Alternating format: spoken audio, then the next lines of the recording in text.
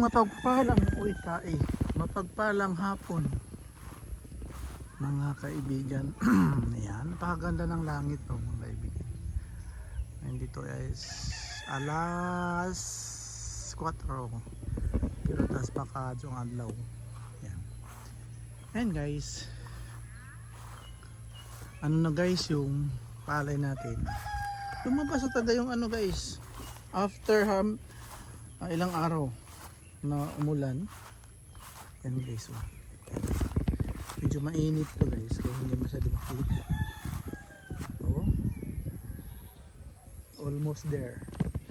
Ngayon punta tayo dun sa ano guys, medyo mainit pa siya pero malilim naman dun sa pispan. Hindi ko alam ang daan guys, pero bye-bye na lang natin dito, tabi. Probinsyano talaga guys, no? Tabi. Kasi di ko alam ang daan dito eh. Dito lang yun eh. Hindi ko lang kabisado. Pero tingnan natin.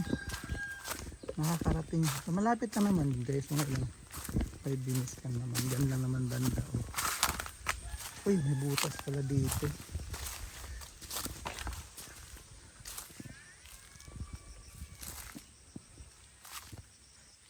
Ano ba ito?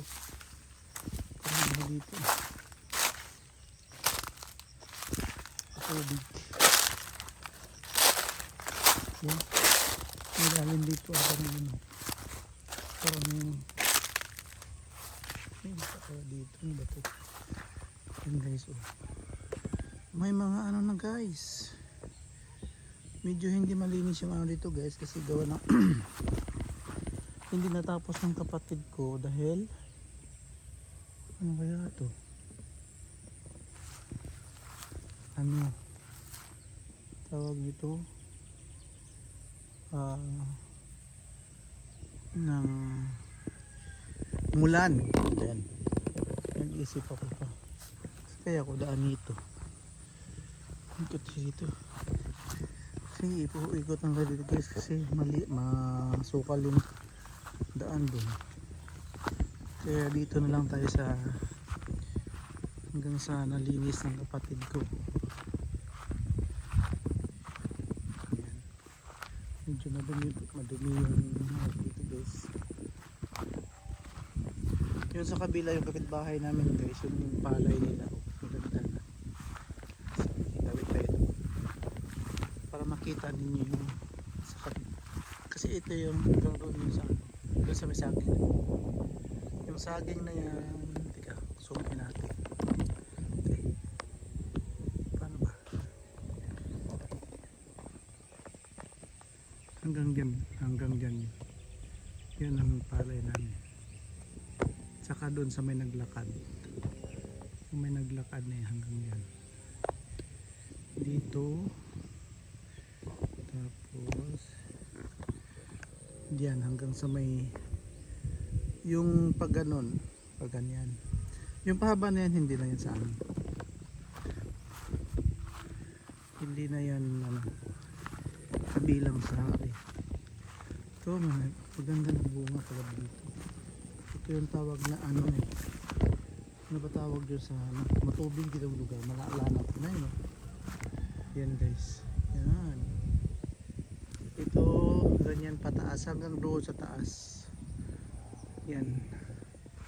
Ganyan pababa hanggang doon. Yan, ano. Dito.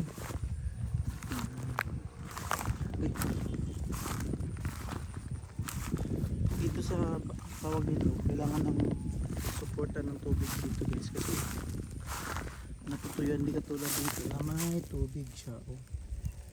Kaya yung ano, sagana yung ang bilis na kapag ano ng dos ng ano bunga. Yun, tubig dito nagkaroon siya. Paano na ngayon to? Baka may ahas dito, baka may aat dito, may aat to, may tubig din dito kasi nakarang araw nagpatubig yung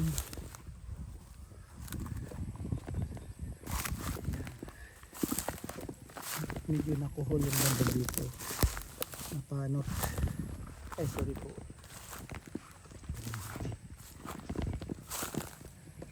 Kaya ayan. Ito medyo meron na rin siyang ano. Kaunti. Dito banda. Yan. Sana mga after 3 months mahaba na yata yung 3 months eh. Maano na to. Comment lang below. Di ko kasi alam yung farming guys eh. Kasi dati nung high school pa ako nagtatanim lang pero hindi yung siyempre tulong lang sa saan tandaan dito parang layo yata farming lang sukal na pero tulong sa mga magulang bago pumasok gano'n naman ang ano dito guys pag probinsyano ka farmers ang hanap buhay pagsasaka ganun talaga bago ka pumasok gising ng maaga mga alas 4 pagkanin punta ka ng kasakahan yan guys ganun ang buhay namin dati guys pero pagdating ng high school guys pag graduate ko hindi na wala hanggang ngayon kasi sa Manila na ako nag-aral guys 1992 1992 ba 1989 87 ang pag-graduate ng ano IT ata kalimutan ko ang nag-graduate ng 87 ata yun graduate high school so yun yan ay dito mas okay na mataba yung mga dito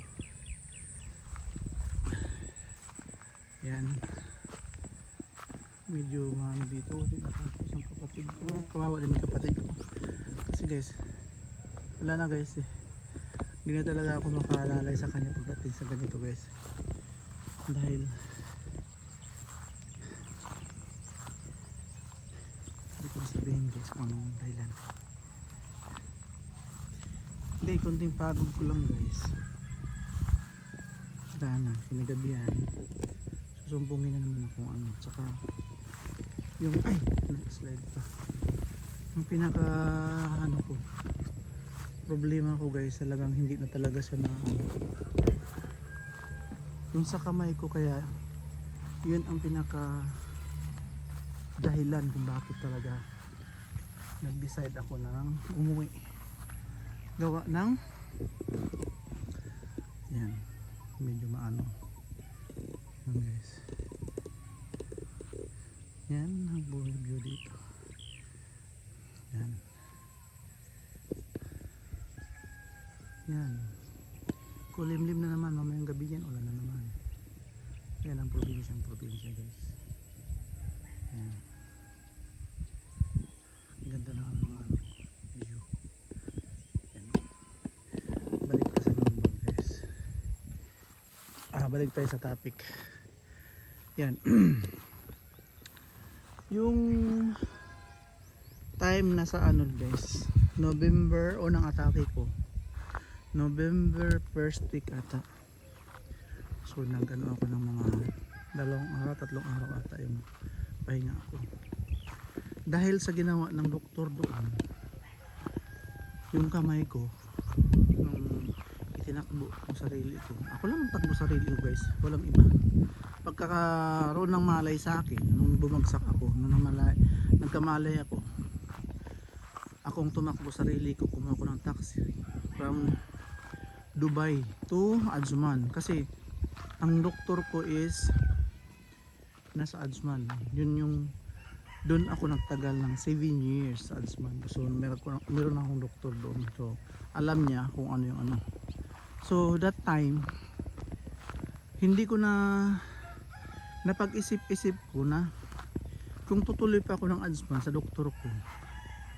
sabi ko ipapahinga ko na lang kasi ang laki na mabayaran ko sa taxi kung sakali man na ano magtaxi ako ng ano kasi malayo-layo guys. Tapos once na from Dubai to pagtawid ka ng ano meron siyang toll gate ano ba patawag mo, hindi ko alam, basta komento ang bilo kung anong tawag doon. Magpatak siya ng ano malaki yung patak niya. So napag-isip-isip ko na tinitirahan ko ay merong tawag nito, merong hospital. Ngayon pagdating doon ang problema guys, ang problema hindi nila ako in-examine, tiningnan nila na maga yung ano, tinurukan nila ako ng pain reliever na hindi man dapat examine nila muna dapat ako. Yun ang naging problema. Ngayon nagturok sila sa kanan. So before okay ang kanan ko kamay. Ngayon guys, day after nun naging pakiramdam ko after nun nangala yung kamay ko na hindi ko na talaga siya maramdaman kung kahit na anong hawakan ko. So din na parang hinayaan ko na lang yun, hindi ko na pinapansin yung ano na yun. Pumasok after pagka-Lunes kasi nangyari sa akin yung Biyernes ay Huwebes, 3 days, Friday, Saturday, Sunday, pagka-Lunes yung pumasok ako. Inobserbahan ko yung sarili ko. Habi ko, papasok ako, naobserbahan kong ngayon, meron akong customer, nagtatrabaho ako.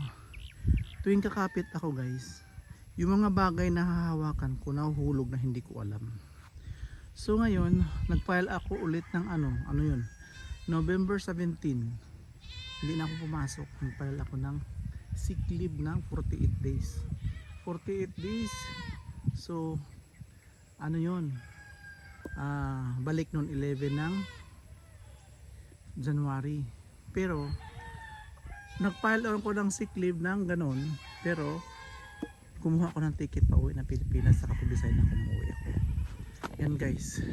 Abangan po ang karugtong ng aking kwento kung bakit ako umuwi. Nakapag-decide ako ng na ganyan na umuwi dito para kung ano nagiging hinatnan dito guys sa Pilipinas naman nung nagpa-check up ako.